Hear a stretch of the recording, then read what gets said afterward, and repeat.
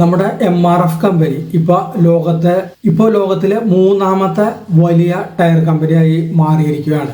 അതായത് 83.5 strength index score ചെയ്തുകൊണ്ടാണ് MRF ഇപ്പോൾ മൂന്നാമത്തെ വലിയ കമ്പനിയായി മാറിയത്. അതായത് ടയർ ബ്രാൻഡുകൾക്കിടയിൽ ലോകത്തെ മൂന്നാമത്തെ ശക്തമായ ബ്രാൻഡായി MRF ഇപ്പോൾ തിരഞ്ഞെടുത്തത്. 83.5 എന്ന ബ്രാൻഡ് സ്ട്രെങ്ത് ഇൻഡെക്സ് സ്കോറാണ് MRF കരസ്ഥമാക്കിയിട്ടുള്ളത്.